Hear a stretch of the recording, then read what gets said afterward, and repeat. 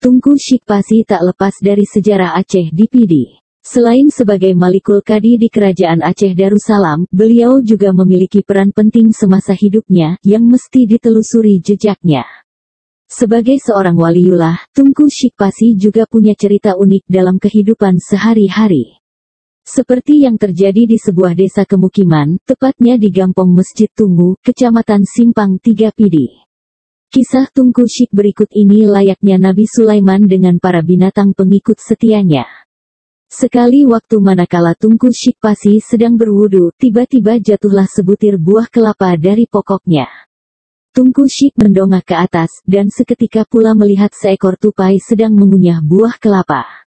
Tunku Syik merasa sedikit kesal dengan tingkah tupai yang meloncat sembarangan. Lantas Tunku Syik pun menyela sikap si tupai, seraya berkata, "Alaihai tupai mutuah, kenapa seperti itu caramu? Caramu ini sungguh dapat teraniayakan manusia. Kalau seperti itu tingkahmu wahai tupai, kudoakan agar sampai anak cucumu kelak, jangan kau hidup di daerah sini." Menurut cerita warga setempat, sampai sekarang si tupai merasa bersalah dengan Tunku Syikpasi. Bahkan sampai sekarang tupai masih enggan menampakkan batang hidungnya di kampung tersebut. Hanya di perlahan, tetap nak lagi ya, malah nak urus jak sumbang serang apa kena nak apa dihajana tu dan nak bukti dan sejarah ni bahawa natri ni ke pada nanya yang krimpuri kamu kan yang tu orang pada aktif berkata ke yang ke puluhan tahun banyak lon sari no wali lon bila masjidnya hampir lagi saya mendan orangnya. Jadi sejarah kanyan berdasar kanyan pun di Waido na rumah kanyan doyo na tempat mukadam kanyan na menepe termasuk luanyo kanyan lu bintang itu dasar dari Kumala deh pun dari Kumala pun lu bintangnya tiap tahun maknya mengadakan kaduri kubur bintang jaga isi di Kumala jaga isi Waido juga kayaknya kan jadi benar pemukimannya madu mirip kan jadi kok dia apa aleh no kai kelola le sama dan zaman na pernah isi apa semjinya dia ke ini memang hanya pakai li enggak hanya isi li makanya kamu nak kendala je bacuna kendala kadang-kadang kau kurang je pada bat ia kagak payah karena ada diikuti mungkin ada nyaman kan jadi ganyan mengkait ganyan dengan kursi berdua mungkinnya urun zamannya oleh kibah nak ada orang mungkin kan karena kursi berdua dengan kursi musakulaunya berdawa-dawa zaman mbak cah-cah belangnya kunci berdiamnya kebuka belang, kunci kebelah kebuka kampung. Jadi karena ikannya hang itu kebuka kampung, hang itu kebuka belang kebuka kampung, jadi kunci berdiamnya kebuka lah dua. Kekin ikannya yang terus pada cucok, baik kamu mau apa dua ke? Nyok sakulah macam mu orang kau, sakulah. Jadi gidamai dan kunci besinya, ikannya agak mungkin bunga kunci besi becut sampai ke ikannya dua ke ni lewat dan orang bagus yang roh ke hilung sebenarnya. Ya sampai tu kunci besi waktu meninggal gede ke mana kan waktu roh ke meninggal gede karena berebut ramai waktu yang menjadi boleh padang kan berebut tempat kunci besinya. Jadi para orang nyaman lah udah kampung kan. Jadi bem dawa ke bahagian yo hore tungkaknya inang kubulu. Jadi tungkak kan dari dia pasti ilmu ke. Inang kuburangannya inang.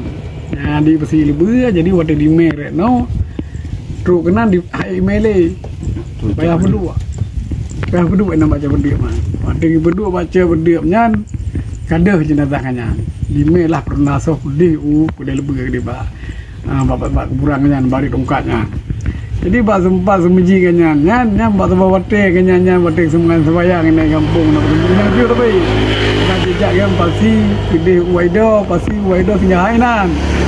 Jadi Pak Suro yang cerita uri ke pihak tinggal ke yang tu sebayangin neret sebab bau sampai ke bau. Jadi kat tengah water bagalan nak tupai yati sebab di kurik-kurik bau kekin oma mertua lagian buat ke mainannya karak kena nyonya kena gok-gok ibat. Mia lagian buat ke yang tu baru cucuk nak kena bermudi minau. Tunggunya indah nak tupai. Ya tengoknya bukti je hana rupai. Bila yo kata tu tapi kata bau naik kau lebih kan ni dan cerita juga jadi ada kata ya nenek nak kita samsi yang cak berdiam yang ke bertenangan orang uji bersingan cak berdiam dah walaupun sedang ringan uronyo cak berdiamnya milik dengung Tapi kakak dibegah tak awak ibu karena haji kelola lewat dengung dia kelola huru ibu. Awak ibu kelola. Terungnya haji kelola lewatnya. Tentak awak ibu tapi kelola aja berdia mah. Alan yang cak berdenya punya apa kelola mesenah hasil umang hanai kanuri macam buat dah. Nah, nya lagi tujuh bersih nanti. Diuji bersihnya orangnya setrung orangnya.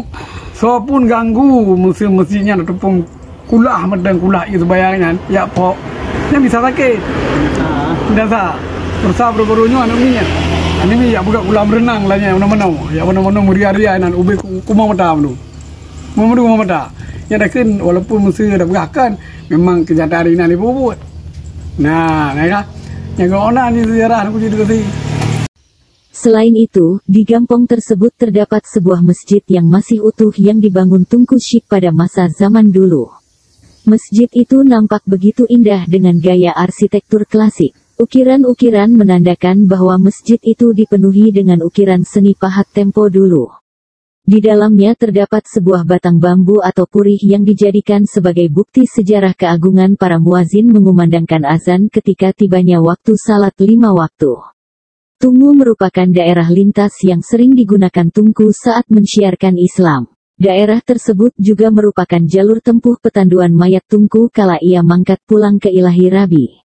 Anehnya, sesampai di sana mayat Tunku sudah menghilang dari dalam keranda sebelum tiba ke tempat pemakaman. Dari PD Panther.